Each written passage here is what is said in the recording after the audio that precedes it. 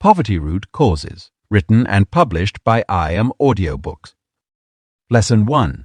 The Hidden Childhood Programming Causing Your Money Problems. Our earliest experiences with money shape our financial future in ways most of us never realize. Like invisible strings pulling us in certain directions, the messages we received about money during our formative years continue to influence our adult financial decisions, often without our conscious awareness. Think back to your childhood home. What did you hear about money? Perhaps your parents frequently argued about bills, instilling a sense that money brings conflict. Or maybe they consistently reminded you that money doesn't grow on trees, embedding a scarcity mindset that still affects your spending habits today. These early financial messages become deeply ingrained in our psyche, forming the foundation of our relationship with money. Our parents' attitudes toward wealth, whether spoken or unspoken, become our first money teachers. A father who worked excessive hours might have inadvertently taught you that earning money requires sacrificing everything else. A mother who hoarded every penny could have programmed you to feel guilty about spending, even on necessities. These parental influences extend beyond direct statements about money. They include observed behaviors, emotional responses to financial situations, and the overall economic atmosphere in which we were raised. Common childhood money narratives often include messages like rich people are greedy, we can't afford that, or money is the root of all evil. These seemingly innocent phrases become deeply embedded in our subconscious, creating lasting implications for our financial future. A child who repeatedly heard we can't afford that might grow up with a deeply rooted belief that desirable things are always out of reach, leading to a self-fulfilling prophecy of financial limitation. The emotional context of these early money messages plays a crucial role in their lasting impact. If financial discussions in your household were always accompanied by stress, anxiety, or shame, you likely developed a negative emotional association with money that persists today. This emotional programming can manifest in various ways: avoiding financial planning altogether, compulsive spending as a form of rebellion, or maintaining a perpetual state of money-related stress regardless of your actual financial situation. School experiences also contribute to this early financial programming. The social dynamics of wealth differences among classmates, the treatment of those with more or less money, and the general attitudes toward wealth in educational settings all leave their mark. A child who was teased for wearing second-hand clothes might develop a deep-seated need to prove their worth through expensive purchases later in life. Religious and cultural messages about money add another layer to this childhood programming. Many spiritual traditions teach specific attitudes about wealth, poverty, and the moral implications of money. These teachings become intertwined with our core values and beliefs, creating complex internal conflicts about earning and possessing money. Understanding this hidden childhood programming is the first step toward financial transformation. These early messages don't have to dictate your financial future permanently. By bringing these subconscious influences into conscious awareness, you can begin to examine them objectively and choose which beliefs serve your current goals and which need to be released. The process of uncovering your childhood money programming requires honest self-reflection. Consider the specific phrases about money you heard repeatedly in your youth. Reflect on the financial behaviors you witnessed and the emotions that surrounded money in your early environment. These memories hold the keys to understanding your current financial patterns and the first clues to changing them. Your childhood money programming might have created limiting beliefs, but it also gave you strengths. Perhaps watching your parents navigate financial hardship taught you resilience, or their entrepreneurial spirit inspired your own business ambitions. Acknowledging both the limiting and empowering aspects of your early financial education allows for a more complete understanding of your money story. Lesson 2. Why your subconscious money blueprint keeps you struggling. Our subconscious mind is like a powerful computer that stores and runs programs that dictate our behaviors, including our relationship with money. These deeply embedded patterns, formed during our earliest years, create what we call our money blueprints. the invisible force that shapes our financial decisions and outcomes. This blueprint operates silently in the background, influencing everything from how we earn and spend to how we save and invest. When we try to make positive financial changes but find ourselves repeatedly falling back into old patterns, it's often our subconscious money blueprint at work. The reason this blueprint holds such power lies in its formation during our most impressionable years, when our brains were like sponges absorbing everything around us. Consider how a child who repeatedly heard phrases like "money doesn't grow on trees," or "we can't afford" that might develop a scarcity mindset that persists into adulthood.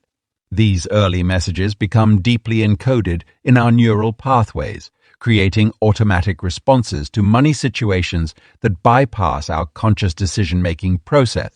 Even when we intellectually understand that we should save more, invest wisely, or pursue better paying opportunities, our subconscious blueprint might be quietly sabotaging these efforts. The formation of money beliefs happens through various channels. Direct experiences, such as watching parents struggle with bills or experiencing financial instability, create powerful emotional associations with money. Observed behaviors, like seeing adults argue about finances or witnessing patterns of overspending, become internalized as normal. Cultural and societal messages about wealth and poverty add another layer to this programming, shaping our beliefs about what's possible or appropriate for someone like us.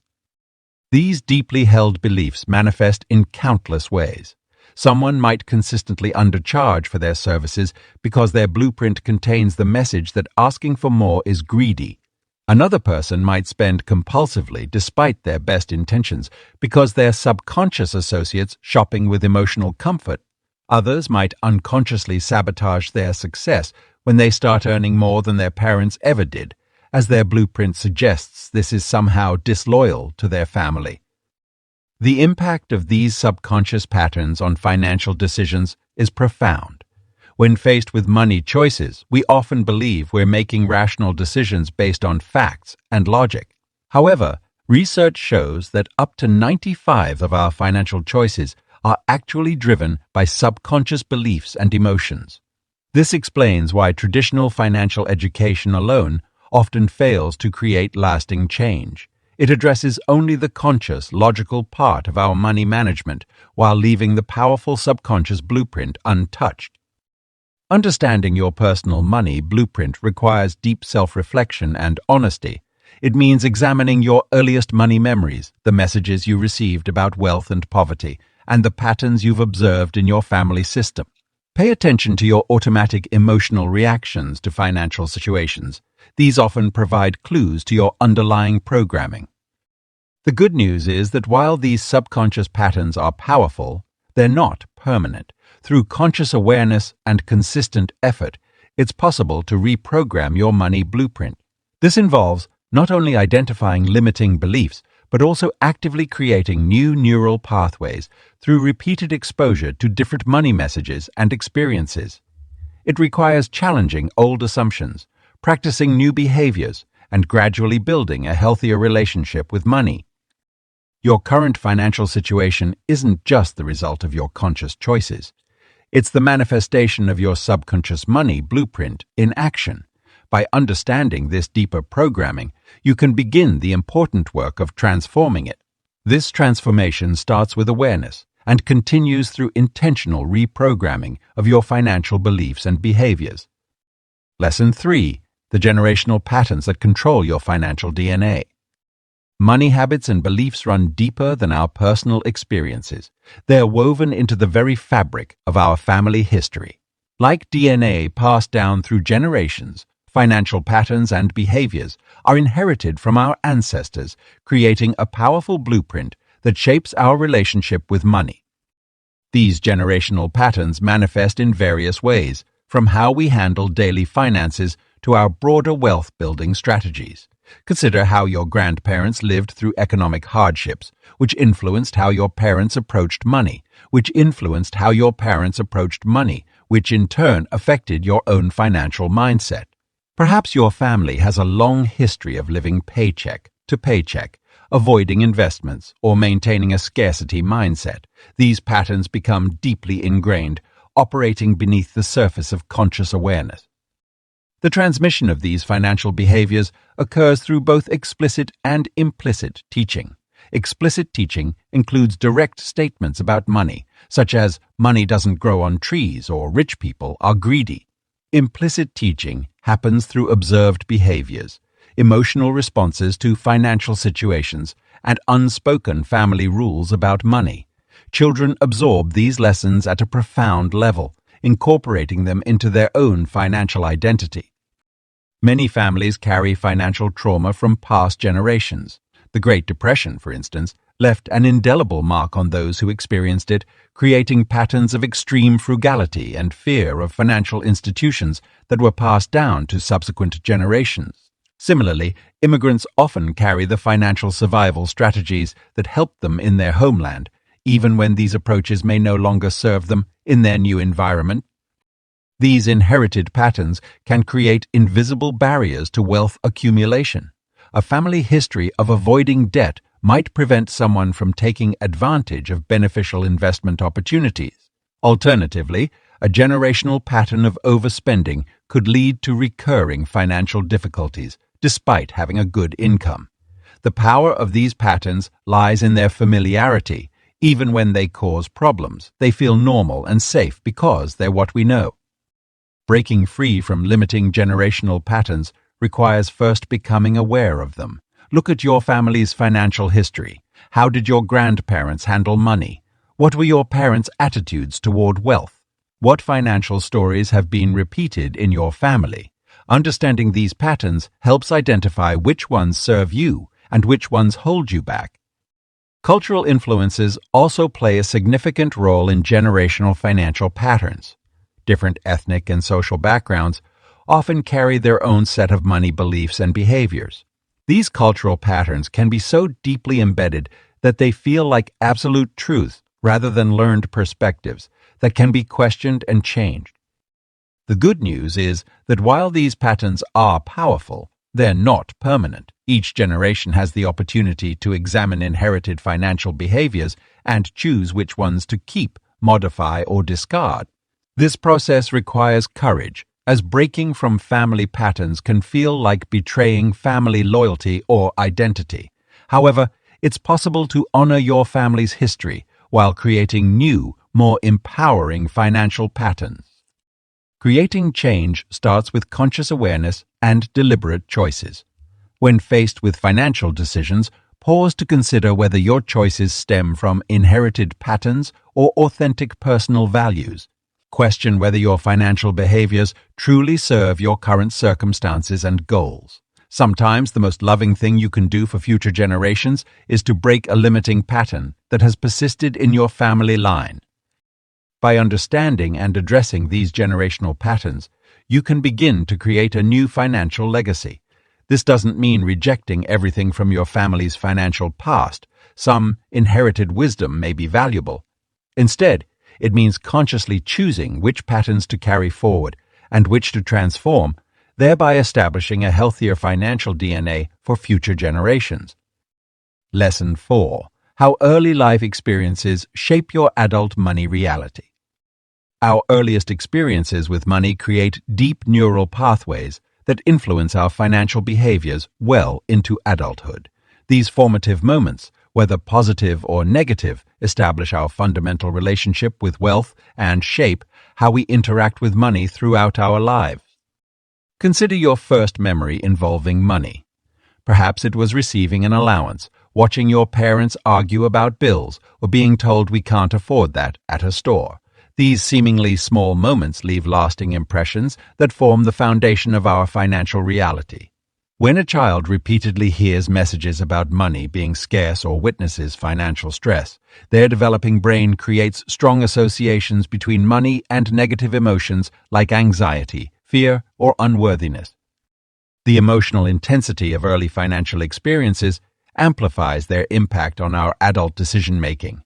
A child who watched their parents lose their home during a financial crisis might develop an unconscious aversion to home ownership or taking on any form of debt.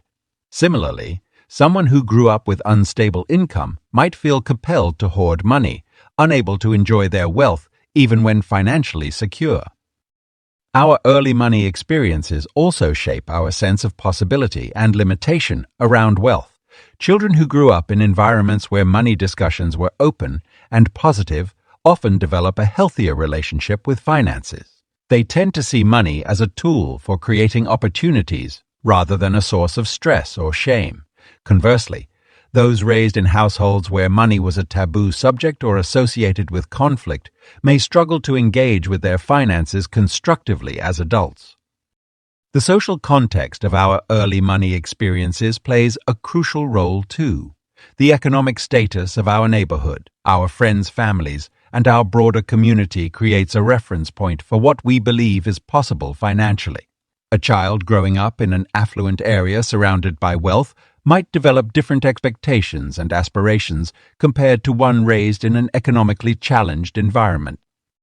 These early experiences create powerful emotional connections to wealth that operate beneath our conscious awareness. Someone who received praise for saving money as a child might find it difficult to spend on themselves as an adult, even when it would improve their quality of life. Another person who experienced deprivation might develop a pattern of overcompensating through excessive spending, creating financial instability despite earning a good income. Understanding how these early experiences shape our current financial reality is crucial for creating lasting change. Our adult money behaviors often reflect attempts to either recreate familiar patterns from childhood or rebel against them entirely. Neither approach addresses the underlying emotional imprints left by our formative experiences. The good news is that while early life experiences significantly influence our financial reality, they don't have to determine it permanently. By bringing awareness to these formative moments and understanding their impact on our current money mindset, we can begin to make conscious choices rather than operating from unconscious programming. This awareness allows us to separate past experiences from present reality and make financial decisions based on current circumstances rather than childhood implications. We can acknowledge how our early experiences shaped us while choosing to create new, more empowering relationships with money. Recognizing the influence of early life experiences on our financial reality isn't about assigning blame or staying stuck in the past. Instead, it's about understanding the origin of our money patterns so we can consciously choose which ones serve us and which ones we need to transform. This understanding becomes the foundation for creating a new financial reality that aligns with our adult values and aspirations rather than childhood conditioning. Lesson 5. The surprising root cause behind most financial limitations. Most people searching for the root cause of their financial struggles look in obvious places: their job, the economy, or their spending habits. However, the true source often lies much deeper and might surprise you. The primary root cause behind most financial limitations is actually our relationship with safety and survival. From our earliest moments, we learn to associate money with our basic needs for survival. This connection runs so deep that it becomes hardwired into our nervous system, creating an intricate web of responses that affect every financial decision we make. When we feel threatened financially, our body responds as if our very survival is at stake, triggering ancient protection mechanisms that often work against our modern financial success. This survival response manifests in various ways. Some people become extreme savers, hoarding resources out of fear that they'll never have enough. Others engage in compulsive spending, using money to create a temporary sense of security through material possessions. Still others remain paralyzed in their financial lives, too afraid to make any significant moves for fear of losing what little they have. The root cause becomes even more complex when we consider how our early experiences shaped this survival response. Perhaps you witnessed your parents struggling to make ends meet or experienced sudden financial loss in your family. These experiences create deep neural pathways that associate money with danger, scarcity, or instability. Our brain's limbic system, responsible for processing emotions and survival instincts, doesn't distinguish between real and perceived threats. When we encounter financial stress, it triggers the same fight-flight, freeze response as physical danger. This explains why many people make irrational financial decisions despite knowing better. Their survival brain has taken over, overriding logical thinking. Cultural and societal influences further reinforce this root cause. Messages about money being scarce, hard to come by, or inherently stressful become deeply embedded in our psyche. These collective beliefs create a shared narrative that money is intrinsically linked to our survival, making it difficult to develop a healthy, balanced relationship with wealth. The surprising aspect of this root cause is how it operates beneath our conscious awareness. We might intellectually understand that we're not in real danger when facing financial challenges, yet our bodies and nervous systems react as if we are. This disconnect between our rational understanding and our instinctual responses creates internal conflict that perpetuates financial limitations. Understanding this root cause reveals why traditional financial advice often falls short. Simply learning about budgeting, investing, or wealth-building strategies doesn't address the fundamental survival responses that drive our financial behavior. True transformation requires acknowledging and rewiring these deep-seated patterns. We must recognize that our financial limitations aren't personal failings, but rather adaptive responses that once served a purpose. By understanding this, we can begin to create new neural pathways that associate money with possibilities rather than threats. This involves gradually training our nervous system to remain calm and centered when dealing with financial matters.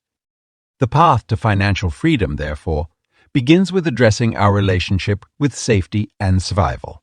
This means developing practices that help us feel secure independent of our financial situation. It involves building internal resources that allow us to respond to financial challenges from a place of wisdom rather than fear. Working with this root cause requires patience and compassion. Our survival responses developed for good reasons, and they can't be simply thought or willed away. Instead, we need to create new experiences that demonstrate to our nervous system that we can be safe and secure even amid financial uncertainty. This understanding opens up new possibilities for financial transformation. Rather than focusing solely on external strategies, we can begin to address the internal patterns that truly drive our financial reality. By working with this surprising root cause, we can create lasting change that extends far beyond our bank accounts. Lesson 6. I discovered my core money wound and everything changed. For years, I struggled with a perpetual cycle of financial instability, despite having a good education and career. No matter how hard I worked or how much I earned, money seemed to slip through my fingers like water. It wasn't until I experienced a profound personal breakthrough that I understood the root of my financial challenges lay in a deep emotional wound I had carried since childhood. My journey of discovery began during a particularly difficult period when I had hit rock bottom financially, despite following all the conventional financial advice. Budgeting, saving, investing, I found myself repeating the same patterns of scarcity. Through intensive self-reflection and working with a financial therapist, I uncovered a pivotal moment from my childhood that had shaped my entire relationship with money. At age 7, I witnessed my parents go through a bitter divorce that resulted in severe financial hardship. My mother's constant worry about money and her repeated phrase, "We can't afford it," became deeply embedded in my psyche. This experience created what I now understand to be my core money wound, the unconscious belief that financial security could disappear at any moment, leading to abandonment and loss. This revelation was transformative. I began to see how this wound influenced every financial decision I made as an adult. I would earn money but never feel secure enough to truly enjoy it. I would save obsessively during some periods, then spend impulsively during others, unconsciously recreating the feast or famine pattern I had experienced in childhood. The healing process began with acknowledging this wound and understanding its impact on my life. I learned to identify the emotional triggers that activated my money wounds. Situations that made me feel vulnerable or unsafe would often lead to destructive financial behaviors. Through conscious awareness and dedicated inner work, I started to separate my past experiences from my present reality. Working through my money wound involved several key steps. First, I had to challenge the narrative I had created around money and security. This meant actively questioning beliefs I had accepted as truth and examining them in the light of my adult understanding. Second, I needed to create new neural pathways by consciously practicing different responses to financial situations. One of the most powerful aspects of healing came from sharing my story with others and discovering that many people carried similar wounds. Whether from childhood poverty, financial trauma, or early experiences of scarcity, these core money wounds are surprisingly common yet rarely discussed. By bringing these wounds into the light, we begin the process of healing not just ourselves, but our collective relationship with money. The transformation in my financial life, once I addressed my core money wound, was remarkable. Not only did my practical financial decisions improve, but my emotional relationship with money shifted fundamentally. I no longer operated from a place of fear and scarcity, but began to develop a healthier, more balanced approach to wealth and abundance. This personal journey taught me that true financial transformation requires more than just practical knowledge. It demands emotional healing. Our core money wounds, once identified and addressed, can become powerful catalysts for change. They show us where we need to grow and what beliefs we need to challenge to create the financial reality we desire. The process of discovering and healing your money wound is deeply personal and often challenging, but it is also incredibly liberating. It allows you to see how past experiences have shaped your financial present and, more importantly, gives you the tools to create a different financial future. When we understand the emotional root of our money challenges, we can begin to make lasting changes that transform not just our bank accounts, but our entire relationship with wealth and abundance. Lesson 7. Why traditional financial advice fails to fix root problems. For decades, we've been bombarded with conventional financial wisdom. Budget better, save more, invest wisely, and cut unnecessary expenses. While these strategies aren't inherently wrong, they often fail to create lasting financial transformation because they only address surface-level symptoms rather than the deeper root causes of money struggles. Traditional financial advice operates on the assumption that people make purely logical decisions about money. The reality is far more complex. Our financial behaviors are deeply influenced by emotional patterns, psychological programming, and unconscious beliefs that often override rational thinking. Simply knowing what to do with money isn't enough when deep-seated patterns are working against us. Consider how many people understand the importance of saving but still can't seem to maintain a consistent savings habit, or those who know they should invest for retirement but feel paralyzed by fear when it comes to taking action. This disconnect between knowledge and behavior points to the limitations of conventional financial guidance. Most financial advice also fails to account for the unique personal history and emotional landscape that shapes each individual's relationship with money. A one-size-fits-all approach to budgeting or investing can't address the specific money wounds, limiting beliefs, or generational patterns that may be holding someone back. Without acknowledging and healing these deeper issues, surface-level solutions often prove temporary or ineffective. The traditional focus on external actions, earning more, spending less, following specific investment strategies, overlooks the internal work required for genuine financial transformation. Someone might temporarily follow a strict budget or savings plan, but if their underlying beliefs about money remain unchanged, they'll likely revert to old patterns when stress or challenges arise. Another critical limitation of conventional financial advice is its emphasis on restriction and discipline, rather than addressing the emotional needs that drive financial behavior. When people use money to fill emotional voids or cope with past trauma, no amount of budgeting guidance will create lasting change until these deeper needs are acknowledged and met in healthier ways. The financial industry's tendency to separate money matters from emotional and psychological well-being creates an artificial divide that doesn't reflect reality. Our financial lives are intricately connected to our emotional lives, our relationships, our sense of self-worth, and our deepest fears and desires. Any approach that ignores these connections is inherently limited in its effectiveness.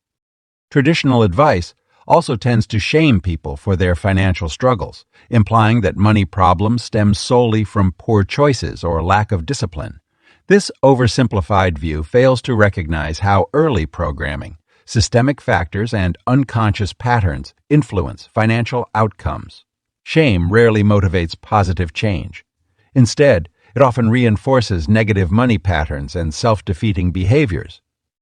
Real financial transformation requires a more holistic approach that addresses both the practical and psychological aspects of money management. This means examining the root causes of financial behaviors, healing money wounds, challenging limiting beliefs, and creating new emotional associations with wealth and abundance. While traditional financial advice can provide useful tools and strategies, these must be combined with deeper inner work to create lasting change. Understanding budgeting principles is important, but it's equally crucial to explore why we resist budgeting in the first place. Learning about investment options is valuable, but we must also address the fears and beliefs that keep us from taking action. The path to financial wellness isn't just about acquiring more financial knowledge, it's about transforming our relationship with money at the deepest level. This requires going beyond conventional wisdom to explore and heal the root causes of our financial struggles. Only then can we create genuine, sustainable changes in our financial lives. Lesson 8. How to identify your personal poverty trigger point. Understanding your personal poverty trigger point is essential for breaking free from financial limitations. These triggers are unique to each individual and act as emotional catalysts that set off chain reactions of poor financial decisions. Your poverty trigger point represents the specific circumstances, emotions, or situations that activate your deepest money wounds and lead to self-sabotaging behaviors. The process of identifying your personal poverty trigger begins with careful observation of your spending patterns and emotional states. Notice when you feel compelled to make impulsive purchases or when you experience intense anxiety about money. These moments often signal the activation of your poverty trigger point. For some people, the trigger might be receiving an unexpected bill, while for others, it could be seeing friends or colleagues experiencing financial success. Your body provides valuable clues about your poverty trigger point through physical sensations. When approaching your trigger, you might experience a tightening in your chest, shallow breathing, or a knot in your stomach. These physical responses are your body's way of alerting you to potential financial threats, whether real or perceived. By becoming aware of these sensations, you can start recognizing your trigger point before it fully activates. The language you use around money matters can also reveal your poverty trigger point. Pay attention to the phrases you repeatedly use when discussing finances. Words like, "I can't afford it," "I'll never have enough," or "money always slips through my fingers," often indicate deeper trigger points related to scarcity and unworthiness. These verbal patterns are not just descriptions of your current reality. They are expressions of your underlying financial trauma. Life transitions often expose poverty trigger points more clearly. Major changes like starting a new job, entering a relationship, or experiencing a financial setback can activate dormant triggers. During these periods, your usual coping mechanisms might fail, making it easier to identify the root causes of your financial behavior. These challenging times, while difficult, provide valuable opportunities for understanding your trigger points. Relationships play a crucial role in triggering poverty consciousness. Notice how your financial behavior changes around certain people or in specific social situations. Do you overspend when with particular friends? Do you feel financially inferior around family members? These social dynamics often activate deep-seated trigger points related to worth, belonging, and validation. Your personal poverty trigger point is also connected to your core values and beliefs about success. When your actions conflict with these deeply held values, it can trigger a cascade of self-sabotaging behaviors. For instance, if you believe that wealthy people are inherently unethical, any increase in your own wealth might trigger unconscious behaviors to remain good by staying poor. Time patterns are another important aspect of identifying your poverty trigger point. Many people experience cyclical financial struggles that coincide with specific times of the year or life events. These patterns might be linked to anniversaries of significant financial traumas or seasonal changes that subconsciously affect your relationship with money. The key to working with your poverty trigger point is not to eliminate it entirely, but to understand and manage it effectively. Once identified, your trigger point becomes a powerful tool for personal growth and financial healing. By recognizing when and how your trigger activates, you can develop strategic responses rather than reactive behaviors. This awareness creates a pause between trigger and response, allowing you to choose different actions. Instead of automatically falling into familiar patterns of financial self-sabotage, you can implement new, healthier responses. This might involve creating specific action plans for triggered moments or developing support systems to help you navigate challenging financial situations. Your poverty trigger point developed as a protective mechanism. Even if it no longer serves you well, approach the identification process with curiosity and compassion, understanding that these triggers are part of your financial story, but don't have to control your financial future. Lesson 9. The unconscious vows that keep you financially limited. Deep within our psyche lie powerful unconscious vows that silently direct our financial lives. These vows, often made during moments of emotional intensity or vulnerability, become the invisible architects of our monetary limitations. Like whispered promises to ourselves, they shape our decisions and actions around money without our conscious awareness. These financial vows frequently originate from profound experiences that left lasting impressions on our understanding of money and success. Perhaps you witnessed your parents struggling with debt and silently vowed never to rely on credit cards. Or maybe you saw a wealthy relative behave unethically and unconsciously promised yourself you'd never become that kind of person. These moments create deep-seated commitments that can inadvertently restrict your financial growth. Common unconscious vows include promises like "I'll never be greedy," "money corrupts people," or "I don't deserve more than others." While these may seem noble on the surface, they often mask deeper fears and limiting beliefs that keep us trapped in financial scarcity. The vow to never be greedy, for instance, might actually prevent you from charging fair prices for your services or asking for a well-deserved raise. These vows operate through subtle self-sabotaging behaviors that maintain our financial status quo. You might find yourself unconsciously overspending right when you're about to reach a savings goal, or picking fights with your boss just before a promotion opportunity. These actions stem from the hidden vows working to keep you in your financial comfort zone, regardless of how uncomfortable that zone might actually be. The power of these unconscious vows lies in their ability to override rational decision-making. Even when you consciously want to improve your financial situation, these deep-seated commitments can create internal conflict and resistance. You might set clear financial goals and create detailed plans, only to find yourself mysteriously unable to follow through or maintain momentum. Breaking these limiting vows requires first bringing them into conscious awareness. Start by examining patterns in your financial life that seem to repeat despite your best efforts to change them. Look for situations where you consistently self-sabotage or feel inexplicably resistant to positive financial changes. These patterns often point to underlying vows that need to be addressed. The process of releasing these vows involves understanding their original protective purpose, while recognizing that they no longer serve you. Many financial vows were created as coping mechanisms during challenging times, but they've outlived their usefulness. Acknowledging their initial value allows you to release them with gratitude rather than judgment. Creating new, conscious vows to replace the limiting ones is essential for lasting change. These updated commitments should align with your current values and financial aspirations while honoring the wisdom gained from past experiences. Instead of vowing never to be wealthy, you might commit to using money as a force for positive change in the world. Working with unconscious vows also requires addressing the emotional charge they carry. These vows often connect to deep feelings of unworthiness, fear, or guilt around money. By processing these emotions and creating new associations with wealth and abundance, you can begin to dissolve the power these old vows hold over your financial life.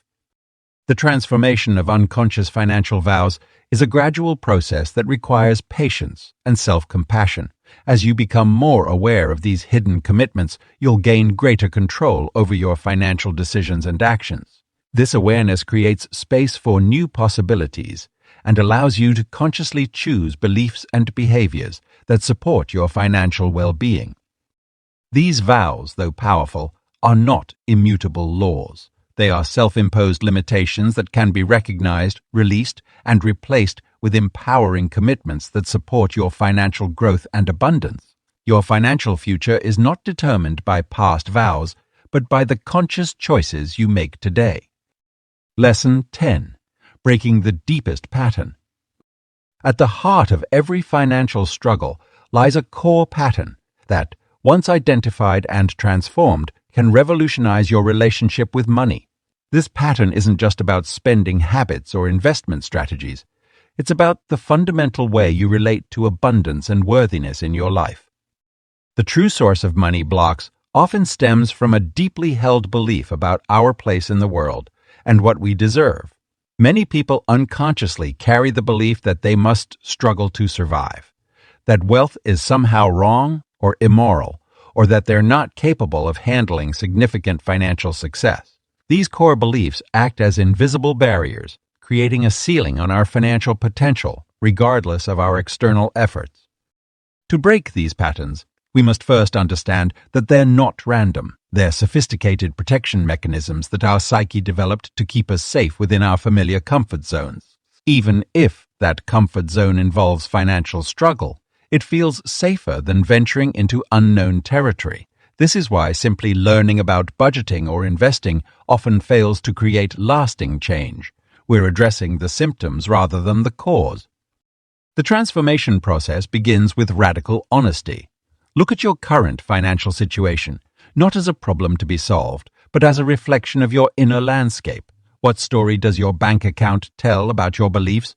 What patterns do you see in how money flows through your life? These patterns are speaking to you, revealing the underlying beliefs that need attention. The next step involves challenging these core beliefs at their root. This isn't about positive thinking or affirmations. It's about questioning the very foundation of your money story. If you believe money is the root of all evil, explore where this belief came from and whether it serves your highest good. If you think I don't deserve wealth, investigate the origins of this limitation and its impact on your choices. Creating lasting change requires more than intellectual understanding. You must engage in what I call emotional rewriting, actively creating new experiences that contradict your limiting belief. This might mean starting small, like allowing yourself to receive compliments gracefully or accepting help from others. These seemingly unrelated actions actually help rewire your relationship with receiving, which directly impacts your ability to attract and maintain wealth.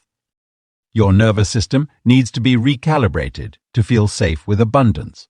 Many people unknowingly operate in a scarcity-based fight or flight mode around money, making reactive decisions that perpetuate their financial struggles. Through conscious breathing, meditation, and gradual exposure to increased financial responsibility, you can train your system to remain calm and centered in the presence of abundance. The transformation process also requires addressing any guilt or shame around wanting more. Many spiritual or socially conscious people struggle with this, feeling that desiring wealth somehow makes them materialistic or unethical. Yet wealth can be a powerful tool for positive change when approached with consciousness and clarity of purpose. The implementation of these changes must be both strategic and sustainable.